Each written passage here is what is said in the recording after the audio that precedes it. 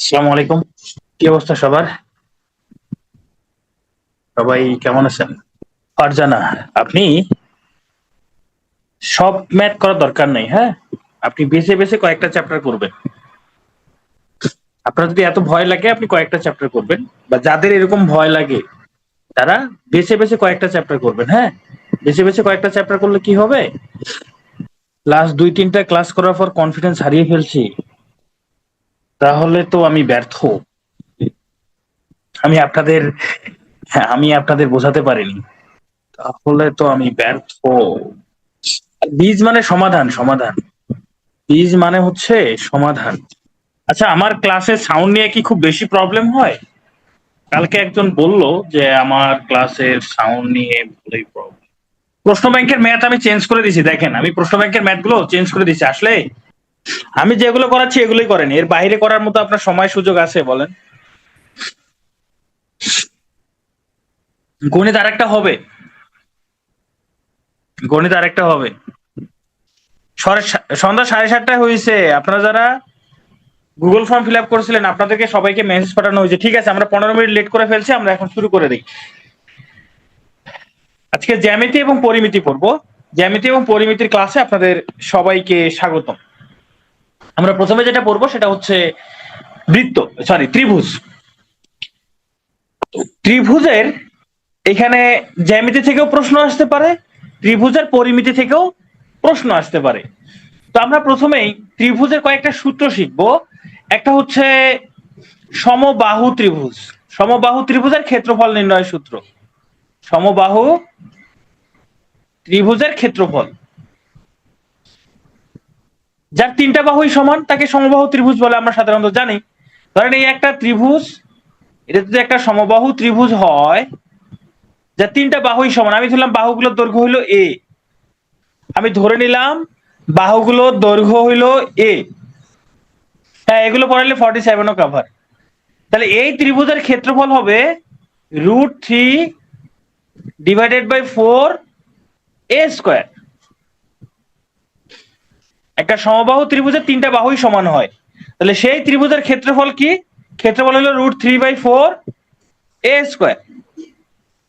এটা হলো সূত্র। তাহলে এই সূত্রটা মনে রাখতে হবে, ক্ষেত্রফল নির্ণয়ের সূত্র। এটা হলো সমবাহু ত্রিভুজ। এরপর হচ্ছে সমদ্বিবাহু, যদি দুইটা বাহু সমান হয়। সমদ্বিবাহু ত্রিভুজের ক্ষেত্রফল, ধরেন একটা ত্রিভুজের দুইটা বাহু সমান, ধরে নিলাম এই বাহু দুইটা সমান, এই দুইটা বাহুর দৈর্ঘ্যকে ধরলাম এ, আর এখানে ভূমি হলো বি। তাহলে এই ত্রিভুজের ক্ষেত্রফল কি হবে? যদি দুইটা বাহু সমান হয় তাহলে সমদ্বিবাহু ত্রিভুজের ক্ষেত্রফল হবে,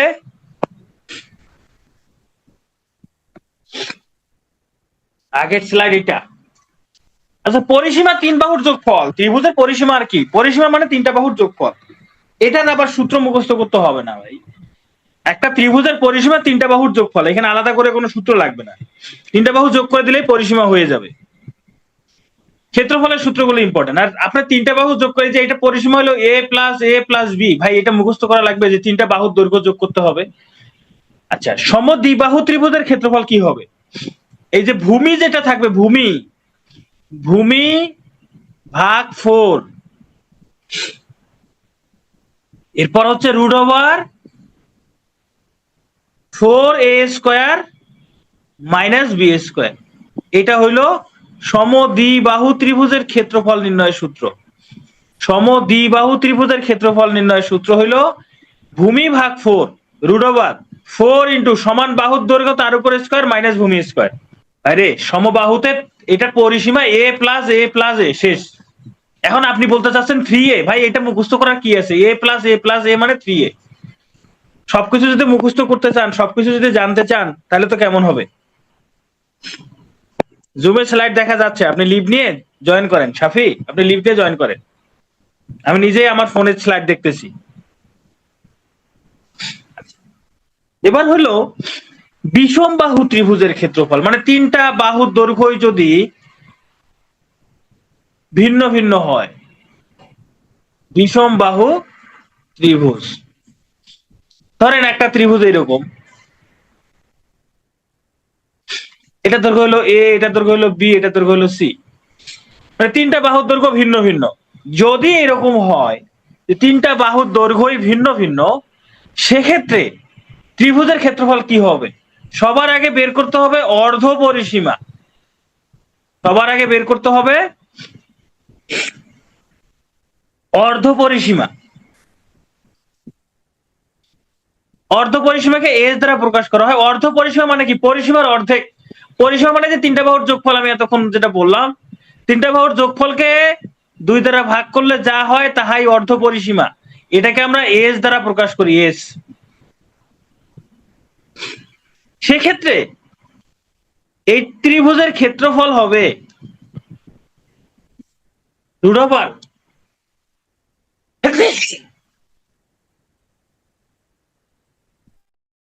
S into S minus A, S minus B, S minus C. যদি তিনটা বাহুই ভিন্ন ভিন্ন হয়, সেক্ষেত্রে ক্ষেত্রফল নির্ণয়ের সূত্র এটা। তিনটা বাহু এ বি সি, তিনটা বাহু এ বি সি। তিনটা বাহু যদি এ বি সি হয়, আর অর্ধ পরিসীমা বের করতে হবে, তিনটা বাহুর যোগফল বের করে 2 দ্বারা ভাগ করলে অর্ধ পরিসীমা পাওয়া যায়। তাহলে অর্ধ পরিসীমা ইন্টু অর্ধ পরিসীমা থেকে একটা বাহু, অর্ধ পরিসীমা থেকে আরেকটা বাহু, অর্ধ পরিসীমা থেকে আরেকটা বাহু বিয়োগ করে এদের গুণফল। অনেক সময় যেটা থাকতে পারে সেটা হচ্ছে দুইটা, মানে কোন ত্রিভুজের দুইটা বাহুর দৈর্ঘ্য দেওয়া থাকতে পারে। দুইটা বাহুর দৈর্ঘ্য এবং তাদের অন্তর্ভুক্ত কোণ দেওয়া থাকতে পারে। যেমন ধরেন একটা ত্রিভুজ আছে, ধরেন এই বাহুর দৈর্ঘ্য এ, এই বাহুর দৈর্ঘ্য বি, আর এদের অন্তর্ভুক্ত কোণ দেওয়া আছে থিটা। সেক্ষেত্রে এই ত্রিভুজের ক্ষেত্রফল হবে half A B sine theta. যা সূত্রটা মনে রাখেন, তাতেই হবে। অঙ্ক করার সময় বাকিটুকু বুঝবেন। এখন আপনাদের মনে একটা প্রশ্ন থাকতে পারে যে ভাইয়া সব সূত্রই তো কিভাবে আসে বলেন, তাহলে জ্যামিতিক সূত্রগুলো কেন বলতেছেন না? এটা প্রচুর টাইম লাগবে, প্রচুর টাইম কিল হবে। বাকি সূত্রগুলো বলছে ওগুলো সময় কম লাগে। আপনারা যদি এগুলো বেসিক জানতে চান, 9, 10 এর সাধারণ গণিত বইয়ের মধ্যে দেখবেন এগুলো সবগুলো সূত্রের প্রমাণ দেওয়া আছে।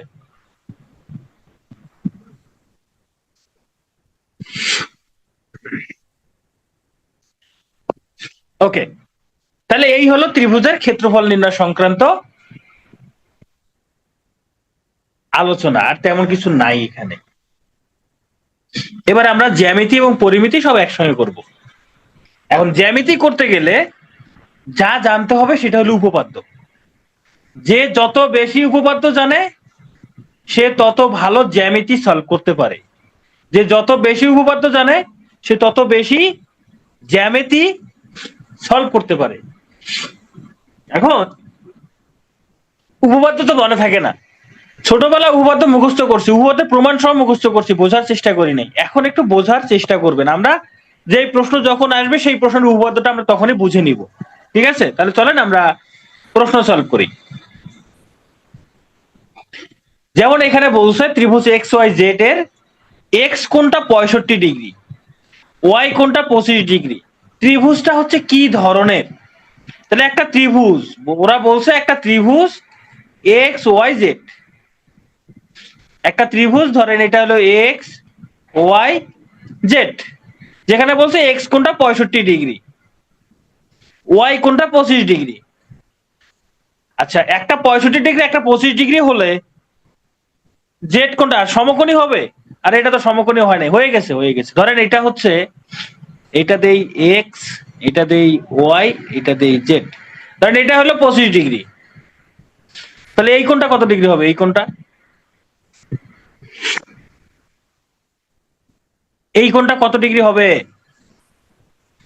ত্রিভুজের তিনটা কোণের যোগফল হয় 180 ডিগ্রি। তিনটা কোণের যোগফল 180 ডিগ্রি। তার মধ্যে একটা 65 ডিগ্রি, একটা 25 ডিগ্রি। তাহলে আরেকটা কত ডিগ্রি হবে? তাহলে 65 যোগ 25 সমান 90 ডিগ্রি। তাহলে দুইটা কোণের যোগফল 90 ডিগ্রি। তাহলে এই কোণটা অবশ্যই 90 ডিগ্রি হইতে হবে, না হলে তো 180 মিলবে না। তাহলে এটা 90 বাদ দিলে 90 ডিগ্রি। তার মানে এই কোণটা হলো 90 ডিগ্রি। আর কোন ত্রিভুজের যদি একটা কোণ 90 ডিগ্রি হয়, সেই ত্রিভুজের নাম হয় সমকোণী ত্রিভুজ। সেই ত্রিভুজের নাম হয় সমকোণী। একটি কোণের মান তার পূরক কোণের 4 ভাগের সমান, তার পূরক কোণের 4 ভাগের সমান, কোনটি কত? এবার আসেন, পূরক কোণ আবার কি? পূরক সেট পড়ছেন? পূরক সেট পড়ছিলেন না? পূরক সেট লাবু স্যার পড়াইছিল, মনে আছে? মনে আছে না? আমি বলছিলাম পূরক শব্দের অর্থ কি? পূর্ণতাকারী, পূর্ণতাকারী, তাই না? ধরেন একটা কোণ হইল 30 ডিগ্রি, যে কোনো কোণ 90 ডিগ্রি হলেই তার পূর্ণতা পায়। তাহলে আর কত ডিগ্রি হলে, আর কত ডিগ্রি হলে সে 90 ডিগ্রি হবে? আর কত ডিগ্রি হলে 90 ডিগ্রি হবে? 60 ডিগ্রি। তাহলে 30 ডিগ্রি কোণের পূরক কোণ 60 ডিগ্রি, 30 ডিগ্রি কোণের পূরক কোণ 60 ডিগ্রি, এই দুটো যোগ করলে দেখেন 90 ডিগ্রি হয়। হ্যাঁ, দুইটা কোণ মিলে 90 ডিগ্রি হইতে হবে, তবেই ওই কোণ দুইটাকে বলা হয় পূরক কোণ, একটা আরেকটার পূরক কোণ। ধরেন আমি একটা কোণ লিখলাম 40 ডিগ্রি, বলেন তো 40 ডিগ্রি কোণের পূরক কোণ কত? 40 ডিগ্রি কোণের পূরক কোণ কত? 50 degree. Thank you, 50 degree. 70 degree কোণের পূরক কোণ কত? 70 ডিগ্রি কোণের পূরক কোণ কত? 20 ডিগ্রি, তাই না? 80 ডিগ্রি কোণের পূরক কোণ কত বলেন? দুইটা কোণের যোগফল 90 হলে সেটা পূরক কোণ হবে। 10 ডিগ্রি। 90 ডিগ্রি কোণের পূরক কোণ কত? দেখি এবার কে কে পারেন। 90 ডিগ্রি কোণের পূরক কোণ কত? Good, 0 degree. 0 ডিগ্রি। 90 ডিগ্রি কোণের পূরক কোণ 0 ডিগ্রি। আচ্ছা, তাহলে আমরা পূরক কোণ বুঝে গেছি। এবার প্রশ্নটা সলভ করি, চলেন। এই প্রশ্নটা ইম্পর্টেন্ট, এই ধরনের প্রশ্ন বিসিএস এ আসে। এবার বুঝে গেছি দুইটা কোণের যোগফল যদি 90 ডিগ্রি হয় তাকে বলা হয় পূরক কোণ। এখানে বলছে একটি কোণের মান তার পূরক কোণের 4 ভাগের সমান। একটা কোণ যদি এক্স ধরি, পূরক কোণ কত হবে বলেন? কোণ যদি এক্স হয় পূরক কোণ কত হবে? 90 মাইনাস এক্স। যেহেতু দুইটা কোণের যোগফল 90 ডিগ্রি, একটা কোণ যদি এক্স হয় আর একটা কোণ হবে 90 মাইনাস এক্স। এখন প্রশ্ন কি বলছে দেখেন, বলছে কোণের মান তার পূরক কোণের 4 ভাগের সমান। কি বলছে? কোণের মান পূরক কোণের 4 ভাগের সমান। তার মানে পূরক কোণটাকে যদি 4 দ্বারা ভাগ করি, যা হবে, পূরক কোণকে 4 দ্বারা যদি ভাগ করি যা হবে সেটা কোণের সমান হবে, সেটা কোণের সমান হবে। এই ইকুয়েশনটা বুঝতে পারছেন কিনা বলেন? এই ইকুয়েশনটা বুঝতে পারছেন কিনা? আরে 90 মাইনাস 4 হয়ে গেছে কেন? 90 মাইনাস এক্স হবে। ইকবাল হোসেন, আমি স্ক্রিন বড় করি নাই, আপনার ফোনে দুইবার ট্যাপ করেন, আপনার ফোনে জুম হয়েছে, আপনার ফোনে ফোন জুম হয়ে গেছে, জুম মানে বুঝতে পারেন নাই, জুম আউট করছেন আপনার ফোনে, দুইবার ট্যাপ করেন দেখবেন বুঝতে ঠিক হয়ে গেছে। আমি কেন স্ক্রিন বড় করব? আচ্ছা আবার, ঠিক আছে চলেন আবার বুঝি। যদি কোণ এক্স হয় তাহলে পূরক কোণ কত হবে বলেন? পূরক কোণ কত হবে? 90 minus x, right? 90 minus x হবে কিনা? 90 মাইনাস এক্স, এটা তো 90 এক্স লিখছি, 90 মাইনাস এক্স, 90 মাইনাস এক্স। ওকে, এখন প্রশ্ন কি বলছে? একটি কোণের মান তাহার পূরক কোণের 4 ভাগের সমান। একটি কোণের মান তাহার পূরক কোণের 4 ভাগের সমান। যারা বুঝেন নাই, যারা বুঝেন নাই আর একবার বোঝাই। একটি কোণের মান, এই যে কোণের মানটা যা হবে তার পূরক কোণের 4 ভাগের সমান। পূরক কোণটাকে 4 দ্বারা ভাগ করেন, ভাগ করলে যা হবে বলতে 4 ভাগের সমান। এই যে 4 ভাগ করছি, 4 ভাগ করলে কার সমান হবে? কোণের সমান হবে, এই যে কোণের সমান। বুঝতে পারছেন এবার? এবার বুঝতে পারছেন? তা নিয়ে আপনি এটা বোঝার চেষ্টা করেন, এটা বোঝেন। আগেরটা যেটা গেছে ওটা রেকর্ড দেখে নিন, এটা বোঝেন। এখন আমরা কি করব? এখন হিসাব করব। এখন হিসাব করে যে 4 আর 4, এক্স আর 4 গুণ করলে হবে 4x সমান 90 মাইনাস এক্স, এই 4x প্লাস এই এক্স যদি এই পাশে চলে আসে এক্স প্লাস এক্স 90, তারপর হবে 5x সমান 90, এক্স সমান 90 ভাগ 18, সরি 90 ভাগ 5 সমান 18, অ্যান্সার হবে 18। এই হলো অ্যান্সার। সমকোণী ত্রিভুজের সূক্ষ্ম কোণদ্বয়ের একটি 45 ডিগ্রি হইলে অপরটি কত ডিগ্রি হবে? এটা একটা সমকোণী ত্রিভুজ, সমকোণী ত্রিভুজের একটা কোণ 90 ডিগ্রি, সমকোণী ত্রিভুজের একটা কোণ 90 ডিগ্রি, তাহলে এই দুইটা কোণের যোগফল 90 ডিগ্রি হবে, তা নাহলে তো 180 হবে না। এই এ কোণ প্লাস বি কোণ, এই দুইটা কোণের যোগফল 90 ডিগ্রি হইতেই হবে। সমকোণী ত্রিভুজের সমকোণ বাদে বাকি দুইটা কোণের যোগফল 90 ডিগ্রি হয়, তার মধ্যে একটা কোণ 45 ডিগ্রি, ধরে নিলাম এই কোণটা 45 ডিগ্রি। এই কোণ 45 ডিগ্রি হলে বি কোণ কত ডিগ্রি বের করেন। এই যে এখানে 45 ডিগ্রি, এই জায়গায় 45 বসাই দেন, বি সমান 90 ডিগ্রি, তাহলে বি কোণ সমান 90 ডিগ্রি মাইনাস 45 সমান 45। সমকোণী ত্রিভুজের সমকোণ বাদ দিয়ে বাকি দুইটা কোণ সবসময় পূরক কোণ হয়।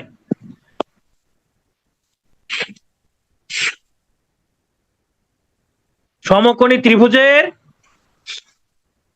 হ্যাঁ এবিসি এগুলা বাহুর দৈর্ঘ্য, এগুলা জাস্ট বাহু দেওয়া হয়েছে, এটা ভুলে যান। দাঁড়ান আমি এটা মুছে দিই,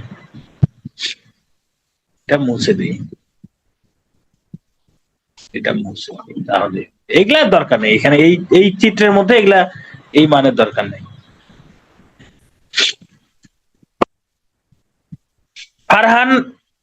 ফারহান আপনি বলেন তো কি বোঝেন নাই, কি বোঝেন নাই সেটা বলেন, আর একবার বোঝান, এটা না বলে কি বোঝেন নাই সেটা বলেন, তাহলে আমি বুঝাবো কি বোঝেন নাই। সমকোণী ত্রিভুজের সূক্ষ্মকোণ দুইটার যোগফল 90 ডিগ্রি হবে সব সময়। এই দুইটা কোণের যোগফল 90 ডিগ্রি, তার মধ্যে একটা কোণ 45 ডিগ্রি হলে আর একটা কোণ অবশ্যই 45 ডিগ্রি হবে। একটা কোণ 45 ডিগ্রি হলে আর একটা কোণ 45 ডিগ্রি হবে, কারণ সমকোণী ত্রিভুজের সমকোণ বাদ দিয়ে বাকি যে দুইটা কোণ থাকে এদের যোগফল সবসময় 90 ডিগ্রি হয়। এখানে বলছে ত্রিভুজ এবিসি এর এ কোণ 36 ডিগ্রি, বি কোণ 72 ডিগ্রি। ত্রিভুজ এবিসি কি ধরনের ত্রিভুজ? চলেন আমরা একটু চেষ্টা করে দেখি। ধরেন এটা হলো এ, এটা হলো বি, এটা হলো সি। এ কোণ 36 ডিগ্রি, বি কোণ 72 ডিগ্রি, তাহলে সি কোণ কত ডিগ্রি হবে বের করেন। সি কোণটা কত ডিগ্রি হবে সেটা বলেন। 72 ডিগ্রি হবে না? সি কোণটা 72 ডিগ্রি হবে। ওকে, তাহলে এটা হলো 72 ডিগ্রি। দুইটা কোণ যদি সমান হয়, কোন ত্রিভুজের দুইটা কোণ সমান হইলে দুইটা বাহু সমান হয়।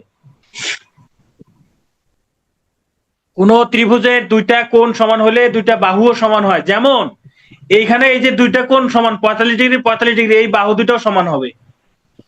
যে কোন ত্রিভুজের দুইটা বাহু সমান হলে দুইটা কোণ সমান হয়, দুইটা কোণ সমান হলে দুইটা বাহু সমান হয়, তাহলে এই ত্রিভুজের দুইটা কোণ সমান, দুইটা কোণ সমান হলে দুইটা বাহু সমান হবে, এই বাহু আর এই বাহু সমান হবে, যদিও আমার চিত্রে সমান হয় নাই কিন্তু সমান হবে।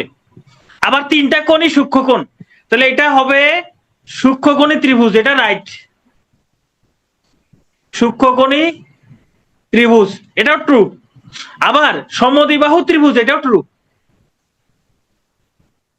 সমদ্বিবাহু ত্রিভুজ দুইটাই সত্য। একসঙ্গে আমরা বলতে পারি সূক্ষ্মকোণী সমদ্বিবাহু ত্রিভুজ, সূক্ষ্মকোণী সমদ্বিবাহু ত্রিভুজ। 72 কেমন হইলো? এই দুটা যোগ করে ত্রিভুজ, এই দুটা যোগ করে 180 থেকে বিয়োগ করেন, এই 36 আর 72 যোগ করেন, যোগ করলে কত হয়? 108। ত্রিভুজের তিন কোণের যোগফল 180 ডিগ্রি হয়, তাহলে 180 থেকে এই 108 বিয়োগ করেন, বিয়োগ করলে হয় 72 ডিগ্রি। এভাবেই হয়েছে। একটি সমদ্বিবাহু ত্রিভুজের একটি কোণ 92 ডিগ্রি, ওই ত্রিভুজের অপর একটি কোণের মান কত? সূক্ষ্মকোণী কারণ হচ্ছে প্রত্যেকটা কোণের মান 90 ডিগ্রি থেকে ছোট, এই জন্য সূক্ষ্মকোণী। 90 ডিগ্রি থেকে ছোট কোণকে সূক্ষ্মকোণ বলে, এই জন্য এটা সূক্ষ্মকোণী ত্রিভুজ। এটাও সূক্ষ্মকোণ, এটাও সূক্ষ্মকোণ, এটাও সূক্ষ্মকোণ। কোন ত্রিভুজের তিনটা যদি সূক্ষ্মকোণ হয় তাহাকে সূক্ষ্মকোণী ত্রিভুজ বলে, আর কোন ত্রিভুজের দুইটা বাহু সমান হলে তাকে সমদ্বিবাহু ত্রিভুজ বলে। দুইটা কোণ সমান হলে সমদ্বিবাহু ত্রিভুজ বলে। তাহলে এটা সূক্ষ্মকোণী ত্রিভুজ হয়েছে তিনটা কোণ সূক্ষ্মকোণ, তাই সমদ্বিবাহু হয়েছে দুইটা বাহু সমান, দুইটা কোণ সমান, তাই। যে দেখেন এই যে এই কোণ আছে না, এই কোণের বিপরীত বাহু এইটা, এই কোণের বিপরীত বাহু এইটা, বুঝতে পারেন নাই? এই যে দেখেন এইখানে এটা এটা এটা 45 ডিগ্রি না, এই কোণের সোজা বিপরীত দিকে বাহু হলো এটা। এই যে এই কোণের সোজা বিপরীত দিকে বাহু হলো এটা। তাহলে এই দুইটা বাহু সমান হবে, এই দুইটা বাহু সমান হবে। যদি এটা 72 ডিগ্রি হয়, এই কোণের সোজা বিপরীত দিকে বাহু হলো এটা, এটা 72, এইটার বিপরীত বাহু হলো এটা, তাহলে এই দুইটা বাহু সমান হবে।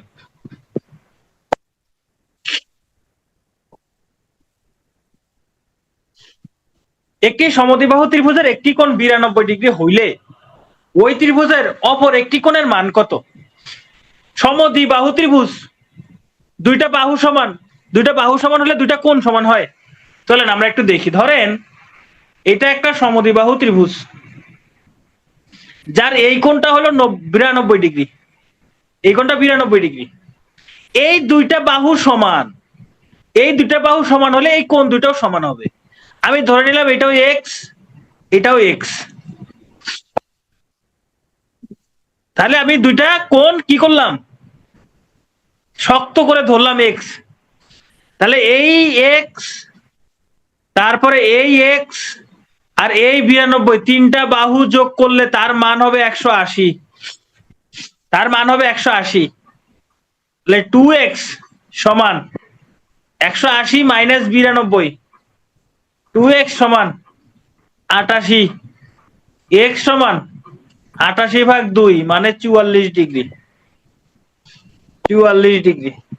তাহলে এই যে অপরে এই দুইটা কোণ 44 ডিগ্রি করে হবে, 44 ডিগ্রি করে হবে। চলেন নতুন কিছু শিখি, না পুরাতন কিছু নতুন ভাবে শিখি।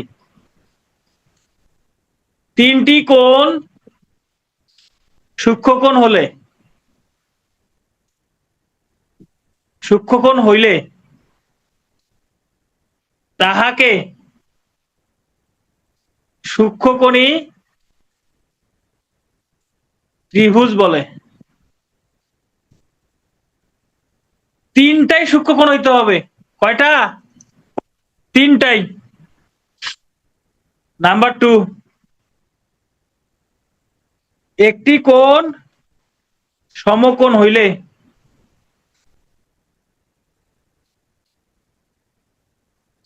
তাহাকে সমকোণী ত্রিভুজ বলে। সমকোণী ত্রিভুজ বলে, হ্যাঁ। নাম্বার 3, একটি কোণ স্থূলকোণ হলে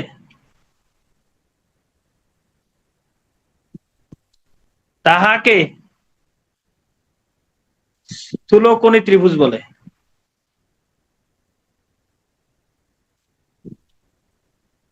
ত্রিভুজ বলে। এইবার হৃদয় বলেন আপনার প্রশ্ন বুঝতে পারছেন কিনা।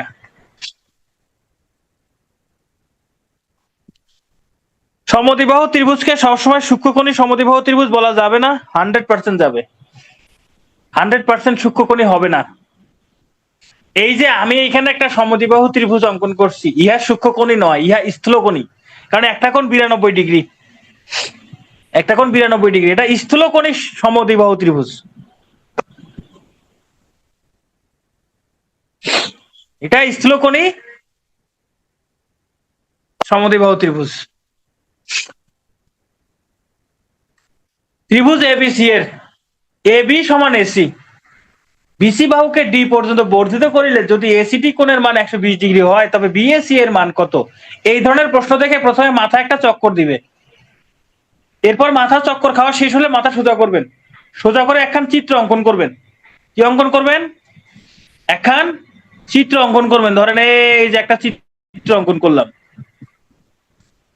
বলছে এ বি সমান এসি, এই যে এ বি সি, আমি ধরে নিলাম এই দুটা বাহু সমান।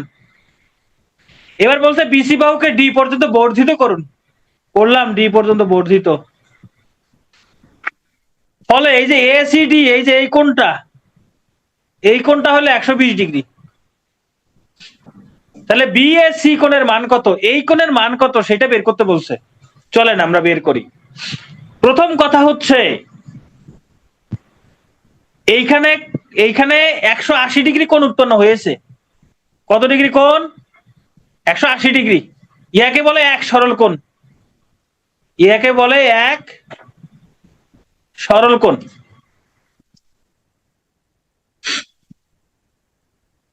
ইয়াকে বলে এক সরল কোণ। এবার আসেন, ধরেন আমি একটা এখানে ঘটনা ঘটাইলাম, সেটা হলো ধরেন এটার মান দিলাম 30 ডিগ্রি। তাহলে বলেন তো এই কোণের মান কত হবে? তাহলে বলেন তো ভাই 180 কিভাবে? 180 এইভাবে হয় মুখস্থ করে। একটা দাড়ি টানলে এখানে চাঁদা বসাবেন, এই চাঁদা আবার সেই চাঁদা না, জ্যামিতি বক্সের চাঁদা, জ্যামিতি বক্সের চাঁদা বসিয়ে দেখিবেন ইহা 180 ডিগ্রি হয়, এই জন্য এটা 180 ডিগ্রি। এখন এই কোণটা যদি 30 ডিগ্রি হয়, এইটা নিশ্চয়ই 150 ডিগ্রি, কারণ পুরাটাই হইলো 180 ডিগ্রি, পুরাটাই 180 ডিগ্রি। যেহেতু পুরাটাই 180 ডিগ্রি, তাহলে এইটুকু 30 ডিগ্রি হলে এটুকু 150 ডিগ্রি হবে কি না? আচ্ছা, ধরেন আমি এখানে একটা কোণ অঙ্কন করলাম, এটা 90 ডিগ্রি, তাহলে এটা কত ডিগ্রি হবে? এটা কত ডিগ্রি হবে? এটা 90 ডিগ্রি হবে, কারণ পুরোটা 180 ডিগ্রি। এটা 90 আর 90 যোগ করলে 180 হইতে হবে। 90 যোগ 90 180, ঠিক আছে? আচ্ছা, ধরেন আমি এখানে এই কোণ দিলাম, এটা হলো 100 ডিগ্রি, তাহলে এই কোণের মান কত হবে? এই কোণের মান কত হবে? 80 ডিগ্রি হবে না কিনা? কারণ এই দুটার যোগফল 180 হইতে হবে। আচ্ছা, ধরেন আমি এখানে একটা কোণ অঙ্কন করলাম, এটার মান 120 ডিগ্রি, তাহলে এটার মান কত?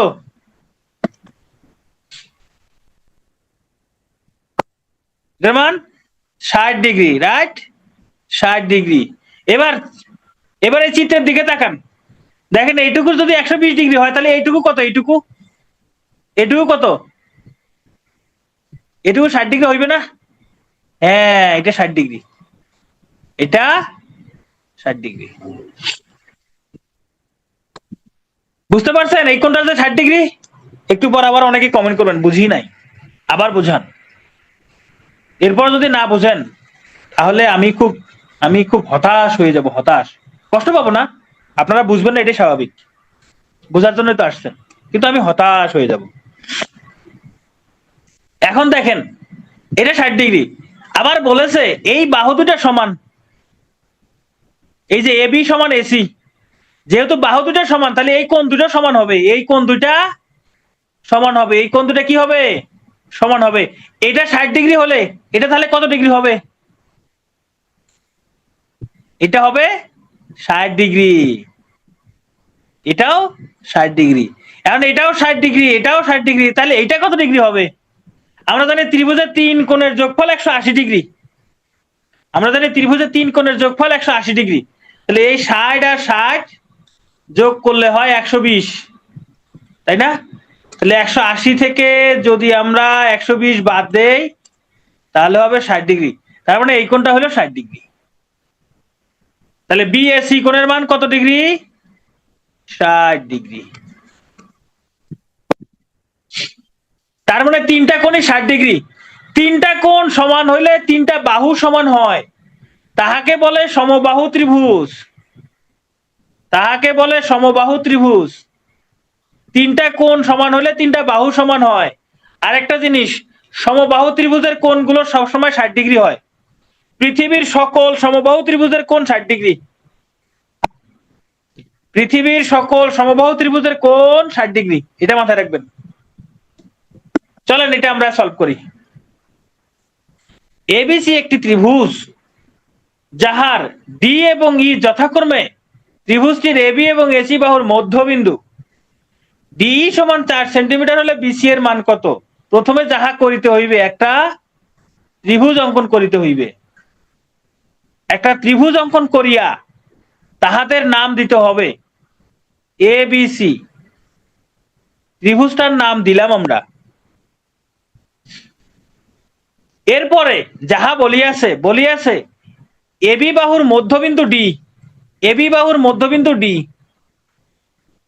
এসি বাহুর মধ্যবিন্দু ই, এসি বাহুর মধ্যবিন্দু ই, মধ্যবিন্দু দ্বয় যোগ করিয়া দেই। এই যে মধ্যবিন্দু দ্বয় যোগ করিয়া দিলাম, তাহলে এটা হইল ডিই। প্রশ্নে বলিয়াছে এই ডিই বাহুর দৈর্ঘ্য হইল 4 সেন্টিমিটার। কয় সেন্টিমিটার? 4 সেন্টিমিটার। তাহলে বিসি বাহুর দৈর্ঘ্য কত? ইহা তো মুশকিল। শোনেন, কোন ত্রিভুজের দুইটা বাহুর মধ্যবিন্দু যোগ করলে তার মান যত হবে, এই তৃতীয় বাহু এটার মান তার 2 গুণ হবে। এই বাহুর দৈর্ঘ্য যা হবে এই বাহুর দৈর্ঘ্য তার 2 গুণ হবে। 9, 10 একটা উপপাদ্য পড়েছিলেন আপনারা, হয়তো ভুলে গেছেন। এই বাহুর দৈর্ঘ্য যা হবে বিসি বাহুর দৈর্ঘ্য তার 2 গুণ হবে। এটা যদি 4 হয়, এটা হবে 4 গুণন 2 সমান 8 সেন্টিমিটার। একটা উপপাদ্য ছিল এরকম, কোন ত্রিভুজের দুইটি বাহুর মধ্যবিন্দুর সংযোজক রেখাংশ ওই ত্রিভুজের তৃতীয় বাহুর সমান্তরাল এবং দৈর্ঘ্যে তার অর্ধেক। এইরকম একটা উপপাদ্য আপনারা পড়ছিলেন। পরবর্তীতে গিয়ে আপনারা এইটাই ভেক্টরের মাধ্যমে প্রমাণ করছেন।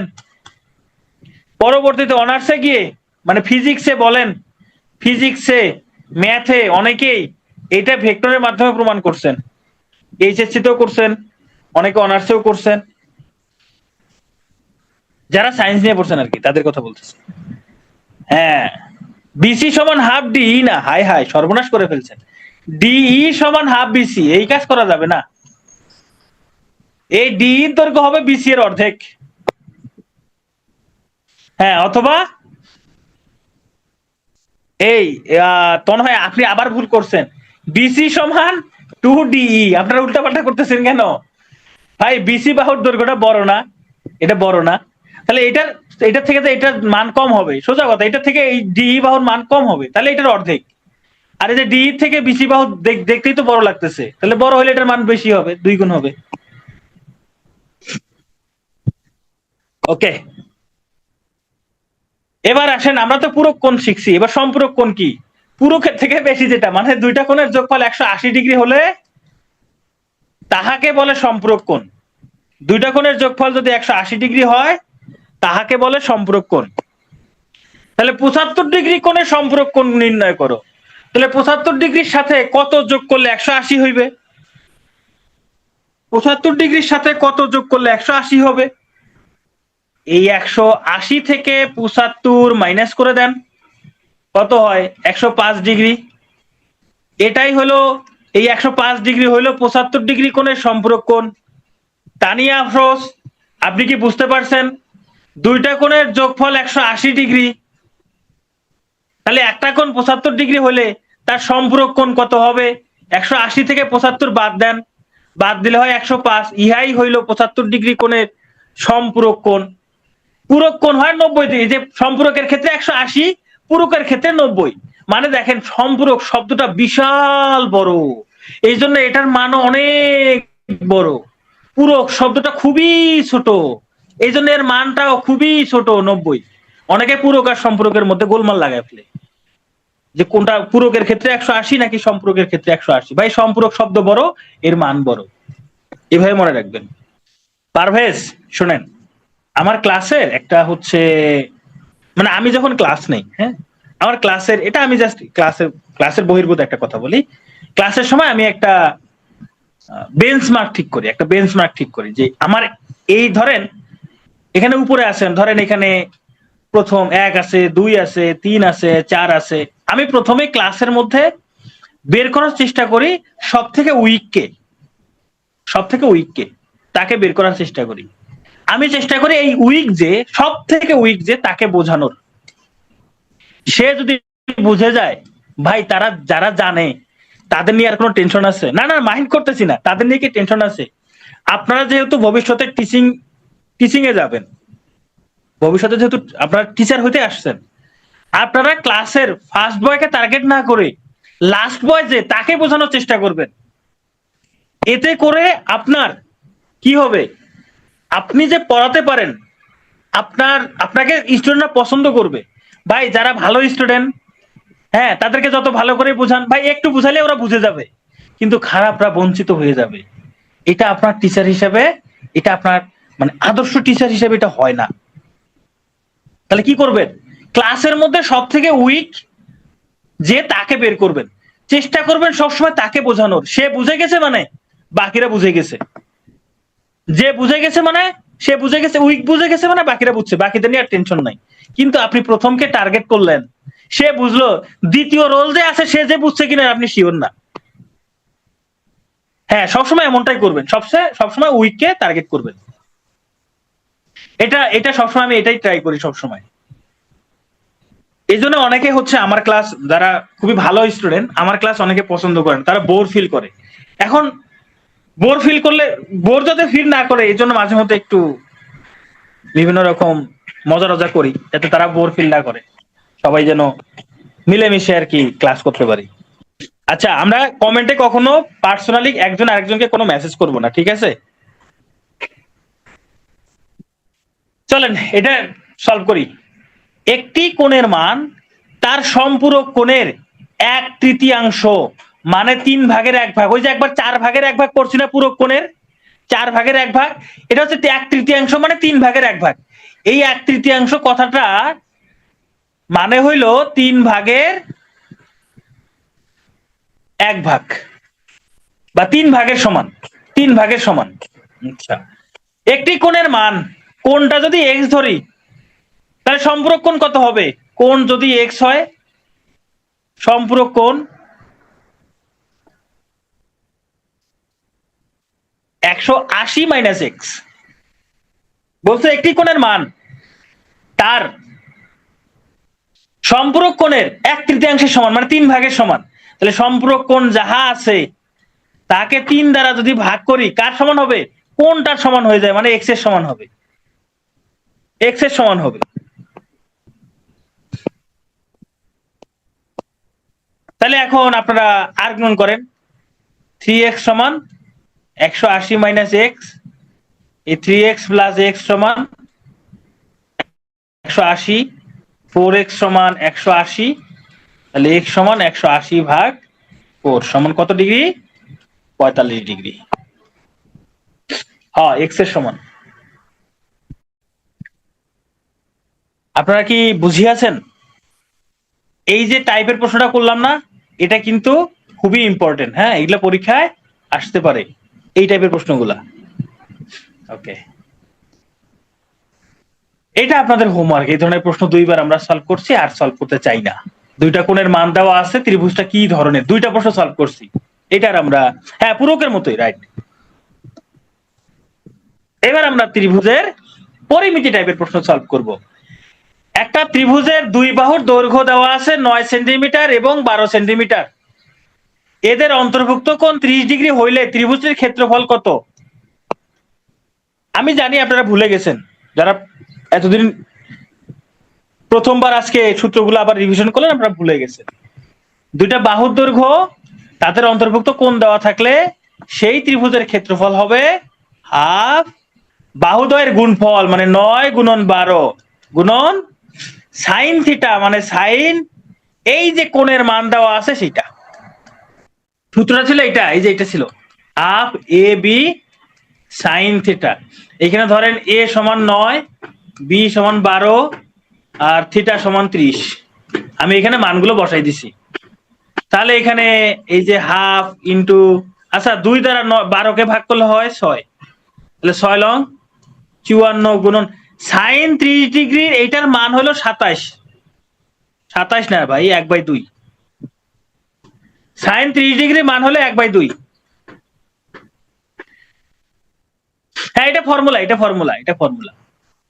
সাইন 30 ডিগ্রির মান 1/2। ভাই এটা কিভাবে? এইটা হচ্ছে আমরা ত্রিকোণমিতির ক্লাসে শিখবো। আপাতত জেনে রাখেন সাইন 30 ডিগ্রির মান 1/2। এই সাইন 30 ডিগ্রির মান 1/2 আপাতত এটা মনে রাখেন শুধু। তাহলে 2 দ্বারা 54কে ভাগ করলে হবে 27। তাহলে এই ত্রিভুজের ক্ষেত্রফল হবে 27 বর্গ সেন্টিমিটার। 27 বর্গ সেন্টিমিটার। সূত্র যদি মাথায় থাকে অঙ্ক করা খুবই সহজ, তাই না? শুধু পরিমিতির ক্লাস না, আমরা এখানে বেশিরভাগই 9-10-এ পড়ার পর, 9-10 পাস করার পর আর কোনোদিন ম্যাথ করি নাই। প্রথমত এটা, দ্বিতীয়ত 9-10-এ আমরা কোনো ম্যাথ বুঝি নাই, না বুঝে করছি। এখন ওই না বুঝে তখন করছেন, এখন তো না বুঝে করে লাভ নাই। 9-10-এ তখন একটা ম্যাথ করছেন, একটা চ্যাপ্টারে 10টা ম্যাথ করছেন, 10টা থেকে একটা বা দুইটা আসছে। এখন তো এরকম আসে না, এখন তো এরকম আসে না। এখন তাহলে আপনাকে কি করতে হবে? বুঝতে হবে।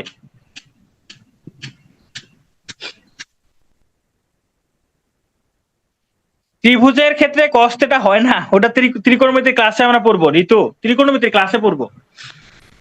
সাইন কস ট্যান কট এগুলা ত্রিকোণমিতির ক্লাসে পড়বো। আপাতত ত্রিভুজের ক্ষেত্রফলের ক্ষেত্রে সাইন থিটা ব্যবহার হয়, এটা মনে রাখেন।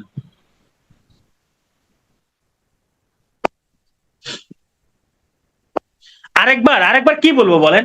এটা হলো সূত্র, এটা হলো সূত্র। এই যে এখানে বাহুর দৈর্ঘ্য এটা ধরছি এ, এটা ধরছি বি, এটা হলো থিটা। এখন এখানে মান বসাইছি, এই যে এ এর জায়গায় এ এর মানে যে 9 বসাইছি, বি এর জায়গায় 12 বসাইছি, সাইন আছে, থিটার জায়গায় 30 বসাইছি। এইটুকু হিসাব করলে হয়েছে 54। এই যে 54 লিখছি, সাইন 30 ডিগ্রি মান হাফ, বাকিটুকু হিসাব করা হয়েছে 27।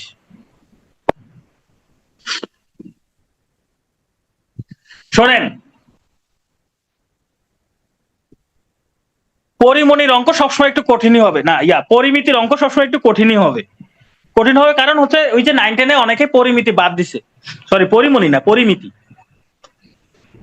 সময় কি সব আসে মাথায়। একটি ত্রিভুজের 3 বাহুর দৈর্ঘ্য 6 মিটার, 4 মিটার, 8 মিটার হলে ত্রিভুজটির ক্ষেত্রফল কত? আছে আছে, উপায় বলবো, উপায় বলবো।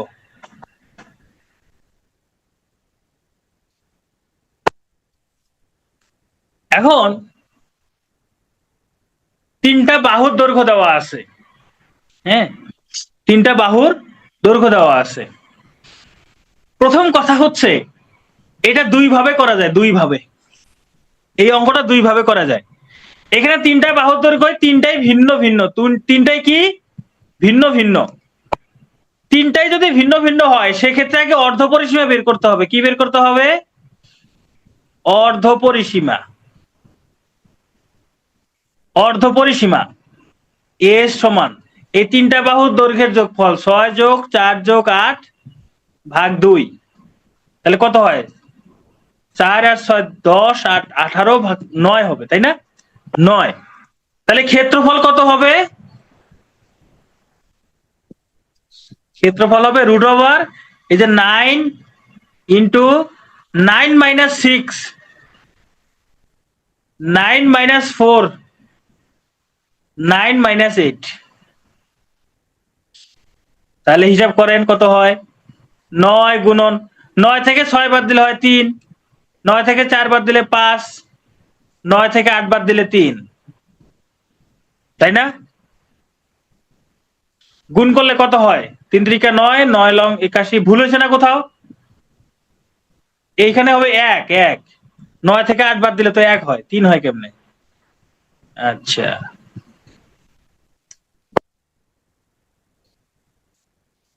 হ্যাঁ এটা ফর্মুলা ভাই, এটা ফর্মুলা। এটা একটু আগে দেখাইলাম না, শুরুতে দেখাইছি, এটা ফর্মুলা। এই যে ফর্মুলা হলো এটাই, যে √s into s minus a, s minus b, s minus c, এটা হলো ফর্মুলা। এটা হিসাব করলে হবে 144। 144 এর বর্গমূল করলে হবে 12। তাহলে এই ত্রিভুজের ক্ষেত্রফল হলো 12। আপনাদেরকে একটা সূত্র বলি নাই, সেটা হইলো ত্রিভুজের ক্ষেত্রফল সমান হাফ ইন্টু ভূমি ইন্টু উচ্চতা। এখন বলবেন সহজ সূত্রটাই আমাদেরকে এতক্ষণ বলে নাই, যেটা সারা জীবন পড়ে আসছি সেটাই বলে নাই, তাই না? 135 হয়, ও 135 হয়, তাহলে 135। তাহলে আমি ভুল করছি তো, আমি তো যোগ বিয়োগ গুণ ভাগই পারি না দেখতেছি, এখানে বিয়োগ ভুল করলাম, এখানে গুণ ভুল করলাম, তাহলে এটা অ্যান্সার, এটা অ্যান্সার।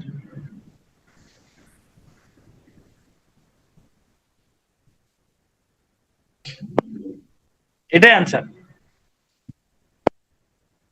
ওকে, তাহলে চলেন আমরা পরের অঙ্কে যাই। আচ্ছা, এটাও সূত্র আছে, এই সূত্র হাফ ইন্টু ভূমি ইন্টু উচ্চতা, এটা হচ্ছে সমকোণী ত্রিভুজের ক্ষেত্রে, সমকোণী ত্রিভুজের ক্ষেত্রে, সমকোণী ত্রিভুজের ক্ষেত্রে এই সূত্র হবে, সমকোণী ত্রিভুজের ক্ষেত্রে এই সূত্র হবে। হ্যাঁ, ব্রেক দিব, ব্রেক দিব, ব্রেক দিব, আজকে ক্লাস লম্বা হবে তো। আচ্ছা, এই যে সমকোণী ত্রিভুজ চলে আসছে,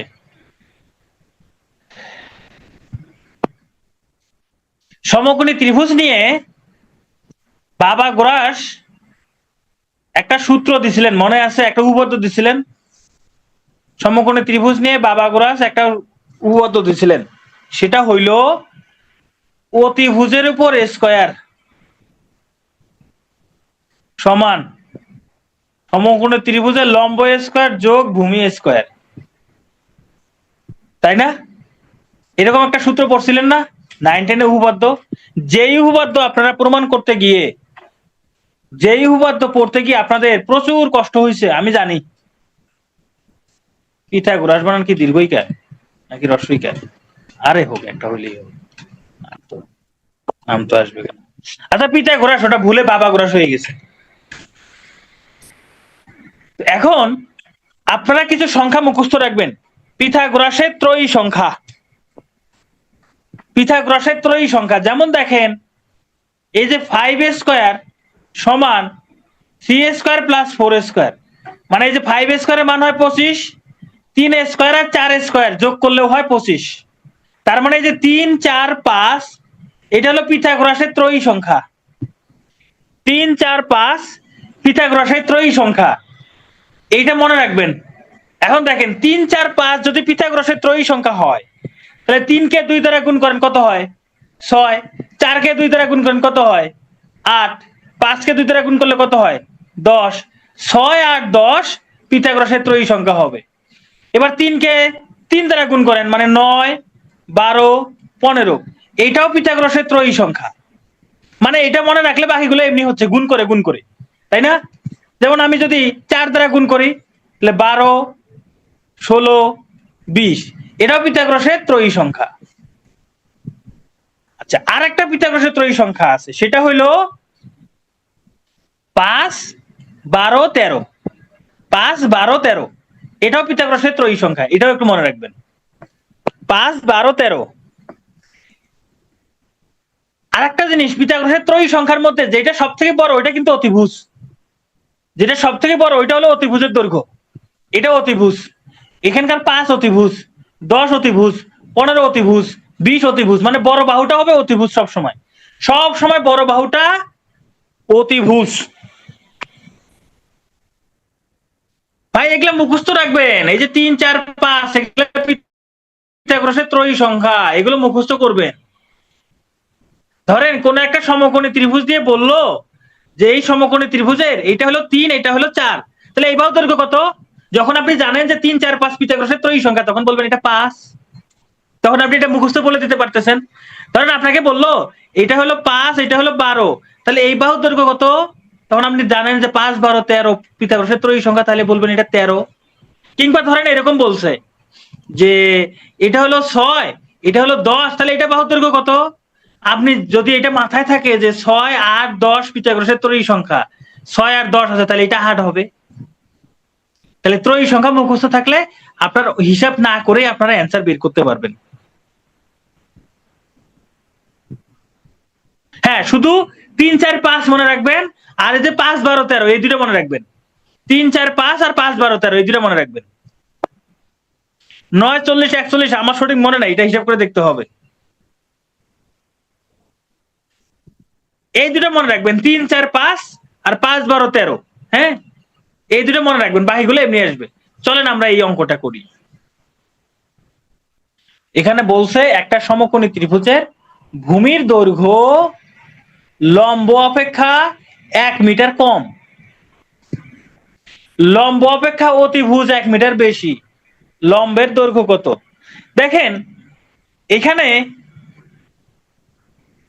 লম্ব একটা হচ্ছে ভূমি, লম্ব, অতিভুজ, অতিভুজ। ভূমি এবং লম্বের মধ্যে ব্যবধান 1, তাই না? ভূমি এবং লম্বের মধ্যে ব্যবধান 1 না? এই যে ভূমির দৈর্ঘ্য লম্ব অপেক্ষা 1 মিটার কম। হ্যাঁ, আমি লম্বটা পরে লিখি, তাহলে আগে লিখি লম্ব, এটা হলো ভূমি। ভূমির দৈর্ঘ্য লম্ব অপেক্ষা 1 মিটার কম না, আগেরটাই তো ঠিক ছিল তো। ভূমি, লম্ব, দেখেন এদের পার্থক্য কত? 1 মিটার। আবার বলছে লম্ব অপেক্ষা অতিভুজ 1 মিটার বেশি, লম্ব এবং অতিভুজের পার্থক্য 1। দেখেন তো পিথাগোরাসের ত্রয়ী সংখ্যার মধ্যে এই যে 1 1 পার্থক্য কোথায় আছে? শুধু 3 4 5 এর মধ্যে না? শুধু 3 4 5 এর মধ্যে না? দেখেন তো, ওই যে 3 4 5, এই দুটোর ব্যবধান 1, এই দুটোর ব্যবধান 1। তার মানে ভূমি হতে পারে 3, লম্ব হবে 4, অতিভুজ হবে 5। ভূমি 3, লম্ব 4, অতিভুজ 5। এখানে শুধু ত্রিভুজটির লম্বর দৈর্ঘ্য না, যদি ত্রিভুজটির অতিভুজের দৈর্ঘ্য চায় তবু বের করা যাবে, ভূমির দৈর্ঘ্য চায় তবু বের করা যাবে। আর একটাও নাই এরকম পার্থক্য 1 করে আর কোন ত্রয়ী সংখ্যার মধ্যে নাই, আর নাই, এই একটাই আছে শুধু। ধরেন প্রশ্নটা একটু চেঞ্জ করে দিল, বললো এখানে 2 মিটার কম, এখানে 2 মিটার বেশি। এবার বলেন তো লম্ব কত হবে? এবার বলেন লম্ব কত হবে? তাহলে 2 2 করে পার্থক্য আছে 6 8 10 এর মধ্যে। যে ভূমি এবং লম্বের পার্থক্য 2, অতিভুজ এবং লম্বের পার্থক্য 2, তাহলে লম্ব হবে 8।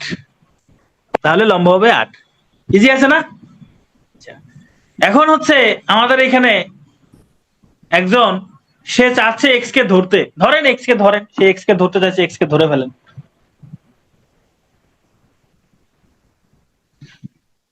ধরি লম্ব, ধরেন লম্ব এক্স, তাহলে ভূমি কত হবে? বলছে ভূমির দৈর্ঘ্য লম্ব অপেক্ষা 1 মিটার কম, তাহলে x মাইনাস 1। অতিভুজ কত হবে? বলছে অতিভুজ লম্ব অপেক্ষা 1 মিটার বেশি, অতিভুজ হবে x প্লাস 1। এখন পিথাগোরাসের সূত্র অনুযায়ী লেখেন x প্লাস 1 হোল স্কয়ার সমান x square plus x plus 1 whole square. এটা সমাধান করে x এর মান বের করবেন, এটা সমাধান করে x এর মান বের করবেন।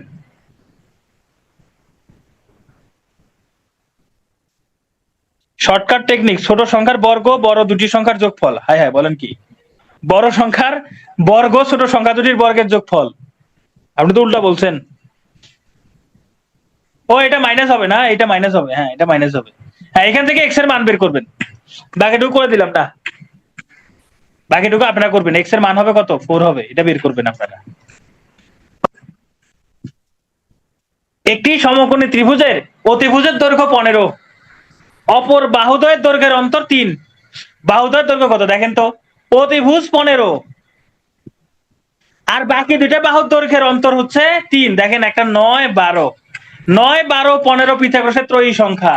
দেখেন তো এই দুইটা বাহুর দৈর্ঘ্য 3, পার্থক্য 3 না? পার্থক্য 3 না? এই যে এখানে আমি লিখছিলাম না, দেখেন এই যে 9 12 15 লিখছি কিনা, এই যে 9 12 15। তো আপনার যখন ত্রয়ী সংখ্যাটা মনে থাকবে তখন বাহুর দৈর্ঘ্য বের করতে অঙ্ক করা লাগবে না। যেমন এই যে এই অঙ্কটা করলে আপনার টাইম লাগবে অনেক, ত্রয়ী সংখ্যা মনে থাকলে টাইম বাঁচবে। তাহলে বাহুদ্বয়ের দৈর্ঘ্য একটা হলো 9, একটা হলো 12। এখন কেউ যদি এক্স কে ধরে করতে চান করতে পারেন। ওকে, একটি সমবাহু ত্রিভুজের বাহুর দৈর্ঘ্য 4 সেন্টিমিটার, ত্রিভুজটির ক্ষেত্রফল কত? আমরা জানি সমবাহু ত্রিভুজের ক্ষেত্রফল √3/4 গুণন বাহু স্কয়ার, এটা হলো সূত্র। √3/4 ইন্টু বাহু, বাহু বাহু হলো 4 সেন্টিমিটার, 4 স্কোয়ার। 4 দ্বারা 4 স্কোয়ারকে ভাগ করলে হবে 4, তার মানে 4√3। এটাই অ্যান্সার। একটি সমবাহু ত্রিভুজের ক্ষেত্রফল দেওয়া আছে, এইবার মানে আগের অঙ্কটা উত্তর দেওয়া আছে, বাহুর দৈর্ঘ্য বের করতে বলছে। কি হবে?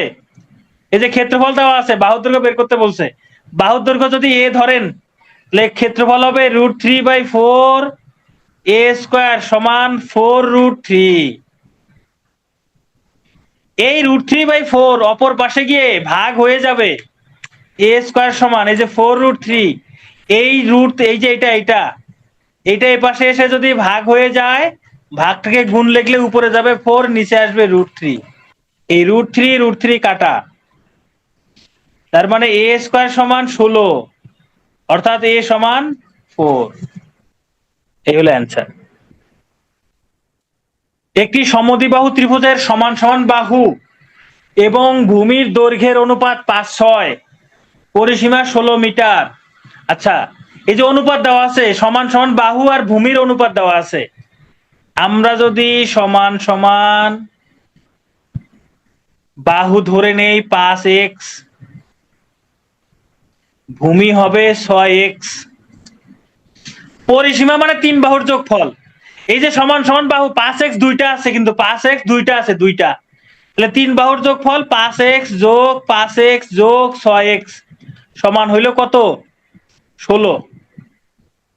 তাহলে 16x সমান 16, অর্থাৎ x সমান 1। তাহলে বাহুদ্বয়ের দৈর্ঘ্য কত? এই যে সমান সমান বাহুর দৈর্ঘ্য একটা হবে 5 গুণন 1 সমান 5, আর ভূমি হবে 6 গুণন 1 সমান 6। এই যে ক্ষেত্রফল নির্ণয়ের সূত্র হলো এই যে b/4 √4a square minus b square. এই যে এটা হলো b এর, এটা হলো সমান সমান বাহুর দৈর্ঘ্য হলো a, ভূমি হলো b। তাহলে মান বসাই দেন। এটা বাংলায় লিখি, তাহলে 6/4 √4 গুণন a স্কোয়ার মানে 5 স্কোয়ার মাইনাস b স্কোয়ার মানে 6 স্কোয়ার। এই হিসাবটা নিজে করবেন, হিসাব নিজে করবেন। আপনাদের হিসাব করে দিতে দিতে বদ অভ্যাস হয়ে গেছে, পরীক্ষার হলে কে হিসাব করবে? হিসাব নিজে করবেন। পরীক্ষার হলে হিসাব কে করবে? বৃত্ত বৃত্ত করার আগে আমরা 10 মিনিটের একটা ব্রেক নিব, 10 মিনিট, 9টা 25-এ ফিরবো। হ্যাঁ, বিষমবাহু সূত্র দিয়েও করলেও হবে, অসুবিধা নাই। সমবাহু ত্রিভুজের ক্ষেত্রফল বিষমবাহু ত্রিভুজের সূত্র দিয়েও করতে পারবেন। বেশি লেট হয়ে গেছে না? এই অঙ্কে তো লাগতেছে না, তাই না? পরিসীমা, এটা তো পরিসীমা ছাড়াই করতেছি। ভূমির মান বসাবেন, এখানে অনুপাত দেওয়া আছে, এক্সাক্ট মান তো দেওয়া নাই, একদম সঠিক মানটা তো দেওয়া নাই। ঠিক আছে, আমরা শুরু করে দিই এবার। বৃত্ত, কালকে ম্যাথের হয়েছে, শুধু ম্যাথের, অন্য সাবজেক্ট গুলো হয়ে যাবে। আচ্ছা, আমরা বৃত্তের উপপাদ্য যেগুলো আছে, বৃত্তের কেন্দ্র কি, পরিধি কি, জ্যা কি, ধরেন তারপর একটু আলোচনা করি। ধরেন ইহা যদি একটা বৃত্ত হয়, ইহা বৃত্ত তো, আমার বৃত্ত তো সোজা হয় না, এই তো সমস্যা। তাহলে একটা কাজ করি, একটা সোজা বৃত্ত নিই, সোজা একটা বৃত্ত নিলাম, তাহলে আর সমস্যা হবে। দেখেন, এটা একটা বৃত্ত, তাই না? বৃত্তের একটা কেন্দ্র থাকে, যেই বিন্দুকে কেন্দ্র করে আর কি বৃত্তটা উৎপন্ন হয়, তার একটা কেন্দ্র থাকে। ধরেন এটা হলো তার কেন্দ্র। কেন্দ্র থেকে পরিধি পর্যন্ত যে দূরত্ব, তাহাকে বলে ব্যাসার্ধ। ইহার নাম ব্যাসার্ধ। আর পরিধির দুইটা বিন্দুর মধ্যবর্তী দূরত্ব, ইহার নাম হচ্ছে জ্যা। জ্যায়ের মধ্যে যেই জ্যাটা কেন্দ্র দিয়ে গেছে, তার নাম হলো ব্যাস। আর এই যে ব্যাসের এখানে দুইটা ব্যাসার্ধ আছে, এই একটা ব্যাসার্ধ, এই একটা ব্যাসার্ধ, এই জন্য ব্যাস সমান 2 ইন্টু ব্যাসার্ধ, 2 ইন্টু ব্যাসার্ধ, অথবা ব্যাসার্ধ সমান ব্যাস ভাগ 2। এটা আমাদের একটু জানা থাকতে হবে। বৃত্ত গোল হয় না? হ্যাঁ, এই তো গোল করছি। এরপর আমাদের কিছু সূত্র জানতে হবে, সেটা হলো ক্ষেত্রফল, বৃত্তের ক্ষেত্রফল পাই আর স্কয়ার, বৃত্তের ক্ষেত্রফল পাই আর স্কয়ার।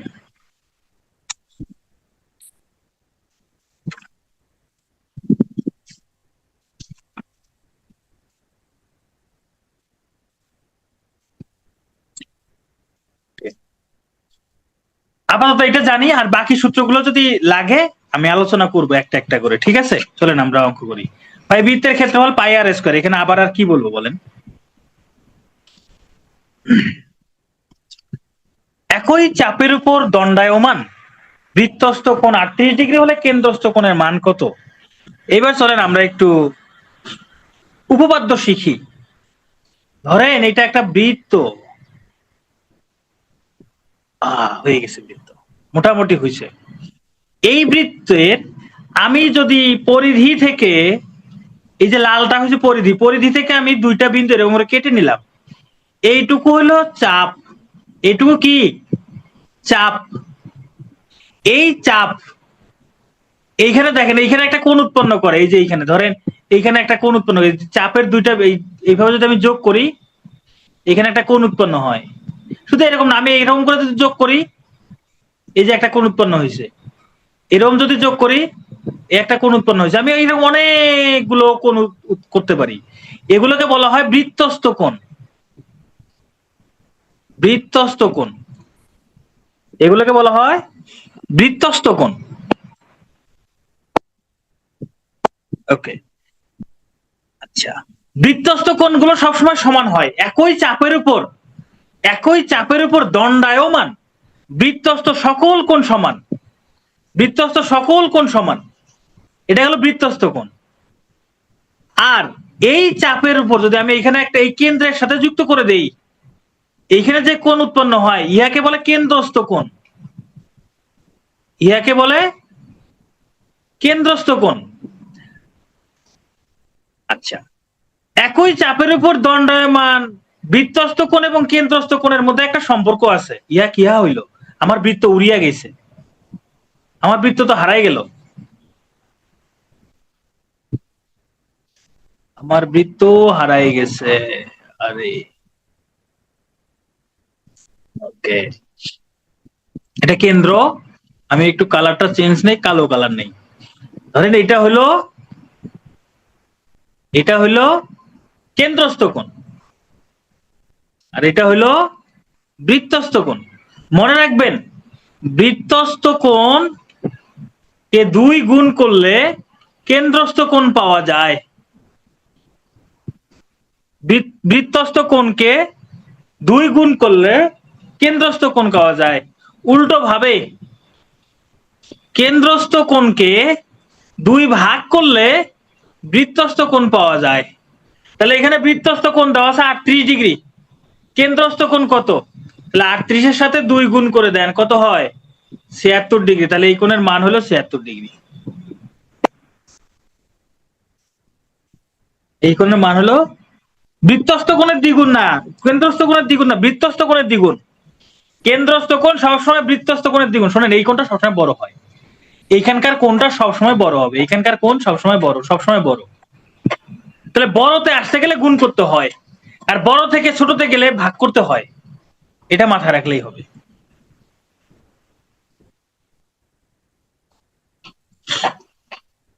হ্যাঁ, কেন্দ্রস্থ কোণ একটাই, কেন্দ্রস্থ কোণ একটাই, কেন্দ্রস্থ কোণ একটার বেশি হবে না। তাহলে এবার বলেন তো দেখি বৃত্তস্থ কোণের মান কত? সবাই দ্রুত অ্যান্সার করেন, বৃত্তস্থ কোণের মান কত? যেহেতু কেন্দ্রস্থ কোণ দেওয়া আছে, যেহেতু এটা হলো কেন্দ্রস্থ কোণ, তাহলে বৃত্তস্থ কোণ হবে কেন্দ্রস্থ কোণের অর্ধেক। একজন বলছেন যদি কেন্দ্রস্থ কোণের নিচে হয়, ভাই একটা বৃত্তের কেন্দ্র কি আরো সম্ভব? ভাই একটা বৃত্তে কেন্দ্র কয়টা থাকে বলেন? একটা থাকে, কেন্দ্রস্থ কোণ একটাই হবে। বৃত্তস্থ কোণ কয়টা হবে? অসংখ্য। এইটার কোনো লিমিট নাই, বৃত্তস্থ কোণের লিমিট নাই। আপনি এরকম অনেকগুলো বৃত্তস্থ কোণ অঙ্কন করতে পারেন, এটা কোনো লিমিট নাই। অনেকগুলো বৃত্তস্থ কোণ হয়, এরকম করে যতগুলো খুশি অনেক অঙ্কন করা যাবে, এটা কোনো লিমিট নাই। কিন্তু কেন্দ্রস্থ কোণ একটাই। বৃত্তের পরিধি এবং ব্যাসের অনুপাত কত? আচ্ছা, আপনাদের পরিধির সূত্র বলিনি। বৃত্তের পরিধি সমান যদি ব্যাসার্ধ আর হয়, পরিধি হয় 2 পাই আর। ব্যাসার্ধ আর হলে পরিধি 2 পাই আর। তাহলে ব্যাস কত? ব্যাসার্ধের 2 গুণ না? ব্যাসার্ধের 2 গুণ না? 2 আর। পরিধি এবং ব্যাসের অনুপাত 2 পাই আর অনুপাত ব্যাস হলো 2 আর। এখানকার 2 কাটা আর কাটা থাকে শত কি পাই/1। এটাই অ্যান্সার, পাই/1। এটাকে আবার দেখেন, পাইয়ের মান 22/7 লেখা হয়, যদিও সঠিক না। এখানে যদি আমি পাইয়ের পরিবর্তে 22/7 লিখি, এখানে হবে 1। দুইটাকেই যদি 7 দ্বারা গুণ করে দেই, এটাকেও 7 দ্বারা গুণ, এটাকেও 7 দ্বারা গুণ, দুইটাকেই যদি 7 দ্বারা গুণ করি তাহলে হবে 22/7। এটাও রাইট, এটাও রাইট। হ্যাঁ, পরিধি মানে বৃত্তের এই যে চারপাশের পুরোটা, এই যে পুরো দৈর্ঘ্যটা। পরিধি মানে পরিসীমা, বৃত্তের পরিসীমা।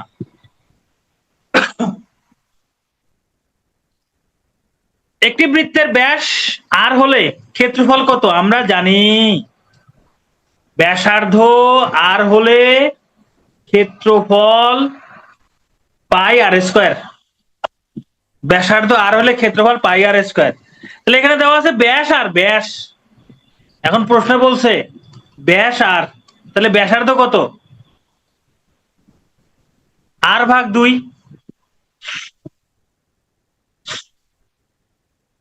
r/2, তাহলে পাই ইন্টু ব্যাসার্ধ স্কয়ার মানে r/2²। তার মানে কত হবে? এই যে πr²/4, এটাই অ্যান্সার। πr²/4, 4 2 এর উপর স্কয়ার আছে না। বৃত্তের ব্যাস 3 গুণ করলে ক্ষেত্রফল কত গুণ হইবে? পাইয়ের মান 22/7 বা 3.1416। পাইয়ের মান, পাই তো একটা অমূলদ সংখ্যা, এটার মান তো নির্দিষ্ট কোনো মান নাই, এটা লিখে শেষ করা যায় না। বৃত্তের ব্যাস 3 গুণ, ধরেন একটা বৃত্তের ব্যাস ধরে নিলাম 2r, এটা হলো ব্যাস। তাহলে ব্যাসার্ধ কত? নিশ্চয়ই আর। তাহলে ক্ষেত্রফল কত? πr²। এবার বলছে ব্যাস যদি 3 গুণ হয়, ব্যাস যা আছে 3 গুণ হয়ে যাবে। তাহলে ব্যাস 2r হলে 2r এর 3 গুণ কত? 6r। তাহলে ব্যাস যদি 6r হয়, ব্যাসার্ধ কত? এই 6r/2, 3r। ব্যাসার্ধ যদি 3r হয়, ক্ষেত্রফল কত? πr² মানে 3r তার উপর স্কয়ার, π9r², মানে 9πr²। দেখেন, আগের ক্ষেত্রফল শুধু πr² ছিল, এখনকার ক্ষেত্রফল 9πr²। তাহলে কয় গুণ হয়েছে? যে 9 গুণ বেশি হয়েছে না? 9 গুণ না? তাহলে অ্যান্সার হবে 9 গুণ। আসমানে, আপনি কি হচ্ছে ভাইবা প্রশ্ন করতেছেন? যে ভাইবা যদি বলে পাইয়ের মান 3.1416, এটা তো পাইয়ের মান না। আপনি কি এই প্রশ্ন করতে চাচ্ছেন? এই ম্যাথ, আপনি কি এই প্রশ্ন করতে চাচ্ছেন?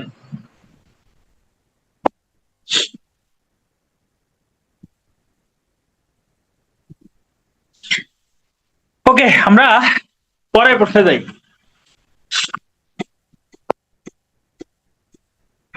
তানজুম, 6r বোঝেন নাই?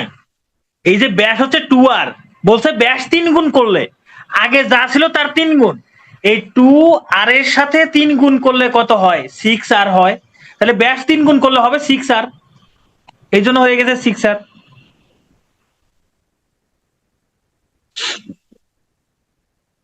আচ্ছা দেখেন, এখানে বলছে এসিবি বৃত্তে এবি জ্যায়ের মধ্যবিন্দু D. ADC 90 degree, DC 2 centimetre, বৃত্তটির ব্যাস 10 সেন্টিমিটার হলে এবি কত? আমরা আগে একটা বৃত্ত অঙ্কন করলাম, এটা বৃত্ত অঙ্কন করলাম।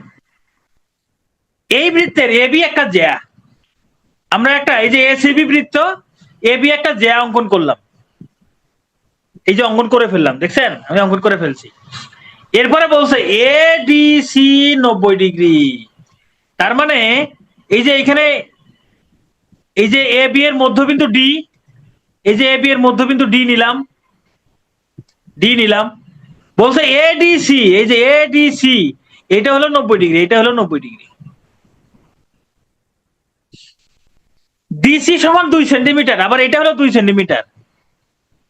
এই পর্যন্ত কে কে বোঝেন নাই আমাকে একটু কষ্ট করে বলবেন, কে কে বোঝেন নাই এই পর্যন্ত? না, সি উপরের দিকে নিলে হবে না, সি উপরের দিকে নিলে জ্যা উপরের দিকে নিতে হবে। কারণ হচ্ছে এখানে এই যে ডিসি এর দৈর্ঘ্য 2 সেন্টিমিটার দিছে, এখন উপরের দিকে দিলে 2 সেন্টিমিটার তো হবে না, কারণ ব্যাসার্ধের থেকে বড় কিছু হবে, তখন ব্যাসার্ধের থেকে বড় কিছু হবে। আচ্ছা, এবার দেখেন এটা যদি বুঝে থাকেন চলেন এবার আমরা, কিছু হয় নাই, এ বি এর মান বের করতে বলছে। দেখেন এখানে বলছে বৃত্তটির ব্যাস 10 সেন্টিমিটার, তাহলে ব্যাসার্ধ কত? ব্যাসার্ধ কত? ব্যাস 10 সেন্টিমিটার হলে ব্যাসার্ধ কত? 5 সেন্টিমিটার। ধরেন এটা যদি বৃত্তের কেন্দ্র হয়, এটা যদি বৃত্তের কেন্দ্র হয়, এটা পুরোটা হবে 5, তাই না?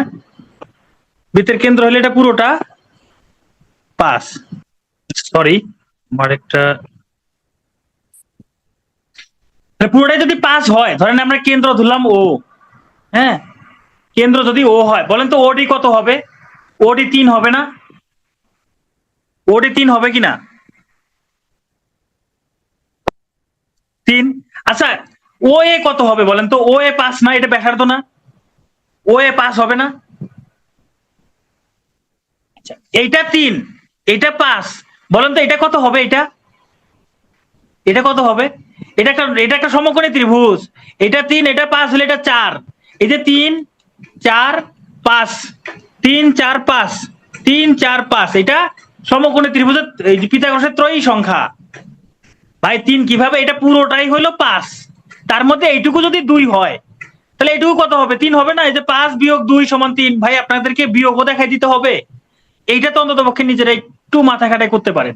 তাহলে এডি হলো 4, এডি 4 হলে যেহেতু ডি মধ্যবিন্দু, বিডিও 4, তাহলে এ বি পুরোটা কত? এ বি পুরোটা কত হবে? এ বি 4 যোগ 4 সমান 8 সেন্টিমিটার, 4 যোগ 4 সমান 8 সেন্টিমিটার, এটা হলো অ্যান্সার। ওকে,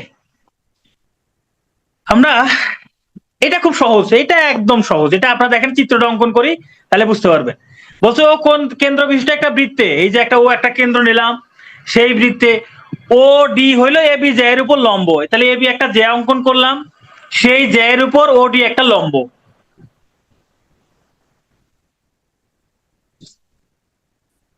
ভাইরে এটা বুঝবেন কিভাবে? এটা একটা ব্যাসার্ধ না?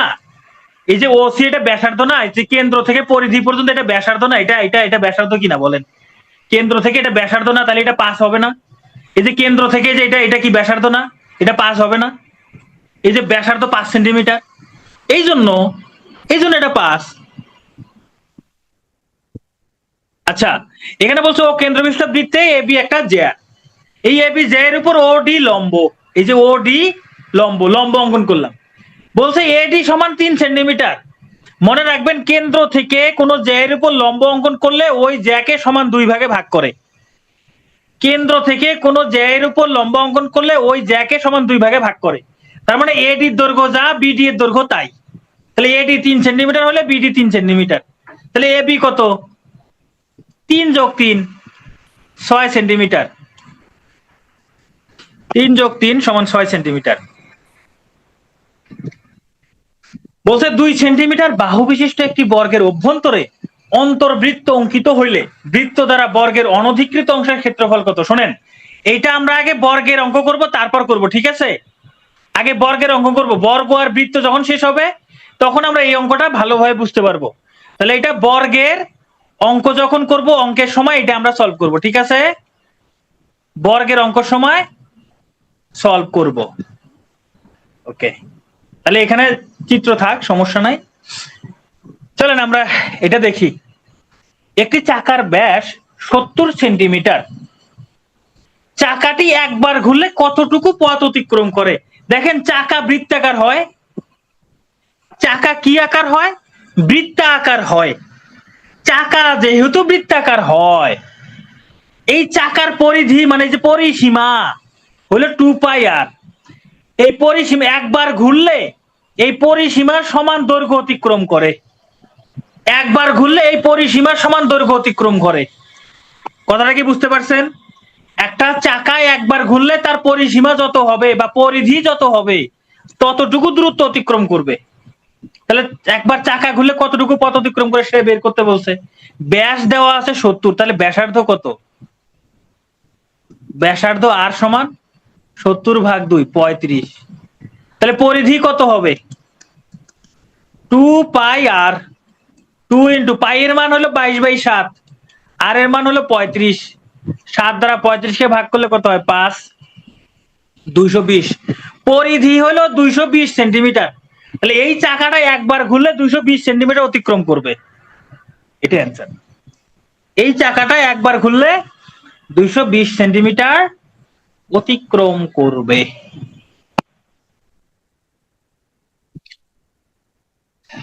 একটি বৃত্তের পরিধি 132 সেন্টিমিটার, ক্ষেত্রফল 1386 বর্গ সেন্টিমিটার। বৃত্তটির ব্যাসার্ধ কত? আচ্ছা ব্যাসার্ধ যদি আর হয় তাহলে পরিধি কত হবে? 2πr হবে না? 2πr হবে। এখন দেখেন পরিধি 2πr, এখানে মান দেওয়া আছে কত? 132। তাহলে এটা সমান 132। এখান থেকে আর এর মান বের করব। আর সমান 132/2π। তাহলে এই যে 132/2 ইন্টু পাই এর মান হলো 22/7। এটা হিসাব করলে হবে উপরে 132, এই যে নিচে 7 উপরে গিয়ে গুণ হয়ে যাবে আর নিচে থাকবে 2 × 22। এখন হিসাব করেন 2 দ্বারা 132 কে ভাগ করলে 6 দুগুণে 12, 6 দুগুণে 12। 22 দ্বারা 66 কে ভাগ করলে হবে 3, 3 7 21। তাহলে ব্যাসার্ধ হবে 21। ভাই ক্ষেত্রফল যে ব্যবহার করলেন না ভাই, ক্ষেত্রফল লাগে নাই, ক্ষেত্রফল লাগে নাই ভাই রে। পাই এর মান 22/7 যেমন ভুল, পাই এর মান 3.1416 এটাও ভুল। ভাই এটা তো প্রকৃত মান না, এই জন্য ভুল।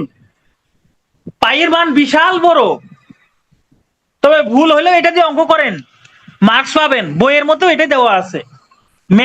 ম্যাথের ভাষা এটা ভুল, বাংলাদেশের বইয়ের ভাষায় রাইট। আপনার যখন মন চায় আপনি চাইলে এখানেও পাই এর মান 3.1416 ব্যবহার করেন, অসুবিধা নাই। হিসাবটা কঠিন হয়ে যাবে। এখন আপনার মধ্যে এই বোধটুকু আসতে হবে যে আমার হিসাব করতে কখন দশমিক ব্যবহার করা সহজ হবে, কখন ভগ্নাংশ ব্যবহার করা সহজ হবে। সাধারণত হিসাবের ক্ষেত্রে দশমিকের তুলনায় ভগ্নাংশ ব্যবহার করাটাই সহজ। বৃত্তের ব্যাস 3 গুণ করলে ক্ষেত্রফল, এটা আমরা করলাম না? হ্যাঁ করছি। এটা চতুর্ভুজ। আচ্ছা আপনাদের একটা মজার কথা বলি, ধরেন আমি বললাম, আমি কি বললাম, আমি দীর্ঘইকার দিছি, যাই হোক, বললাম যে আপনাদের এই ক্লাসের যে চতুর্ভুজ শেষ হলো না, আমি বললাম এটা আগামীকাল এক্সট্রা একটা ক্লাস নিব, ধরে নিলাম আমি এক্সট্রা একটা ক্লাস নিব। এতে করে আপনাদের কার কার কষ্ট হবে, কার কার মনে হবে যে আপনি কেন রুটিন চেঞ্জ করলেন না, কেন রুটিন ঠিক করলেন না, কেন রুটিনে এটা দিলেন না, এরকম সমস্যা কার কার হবে? যদি এরকম সমস্যা যার যার হবে তারা ক্লাসে থাকেন, তাদেরকে আমি চতুর্ভুজ পড়াই দিব। আর এরকম সমস্যা যার যার হবে না, আপনাদের তাহলে এক্সট্রা ক্লাস হবে। এখন কেউ যদি বলে যে কেন আপনি রুটিন এটা ঠিক করলেন না, আরে ভাই একটা টপিক আমি অন্য টপিকের সাথে পড়াই দিব, ভাই রুটিনের কি দরকার আছে? আপনি টেলিগ্রাম গ্রুপের নোটিশ দেখেন না?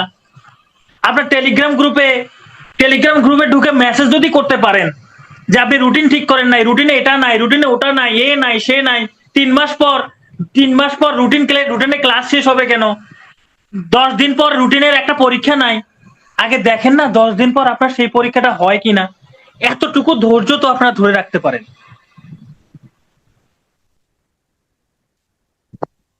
এতটুকু ধৈর্য তো আপনারা নিজেদের মধ্যে রাখতে পারেন যে পিটিওতে যেহেতু আসছি, ভাই আপনারা যদি বেশি বেশি পাকনামি করেন, পিটিও যে কি সেটা বোঝেন নাই। আপনারা জানেনই না যে আপনাদের যা দিতে চাইছে তার থেকে কয়েক গুণ বেশি দিবে, কয়েক গুণ বেশি পাবেন। রুটিনে যা আছে তার থেকে অনেক বেশি আপনাদের দিবে। আপনারা যদি টেরামি করেন, পিটিএ টেরামি করে রুটিনে যা আছে তাই দিবে। কোনো জায়গায় বলতে পারবেন না যে রুটিন আমাকে এটা দেয় নাই, বলতে পারবেন না। কিন্তু বেশি যেটা আমরা দিতে চাবো সেটা পাবেন না। আমার কথাটা কি বুঝতে পারছেন? তাই অনুগ্রহ করে টেলিগ্রামের পরিবেশ নষ্ট করবেন না কেউ, প্লিজ। এইভাবে টেলিগ্রামের পরিবেশ নষ্ট করবেন না ভাই। আজকে কি পড়া, আপনি আজকে যা পড়া আছে সেটা আগে পড়া শেষ করেন। এক সপ্তাহ পর কি হবে সেটা পিটিএ দেখবে, পিটিএর উপর ভরসা রাখেন আপনারা। ওকে, আজকে এই পর্যন্তই। Thank you. আপনাদের এক্সট্রা 2টা ক্লাস হইতে পারে, ম্যাথের 2টা ক্লাস হবে, এক্সট্রা 2টা এক্সট্রা ক্লাস হবে। আর যদি মনে করেন যে না নিব না, তাহলে আমি ওই এক্সট্রা ক্লাস 2টা নিব না।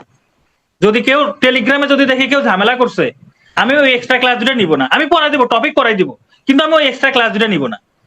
এইটা ট্রু। ঠিক আছে, তাহলে আজকে এই পর্যন্তই। আল্লাহ হাফেজ।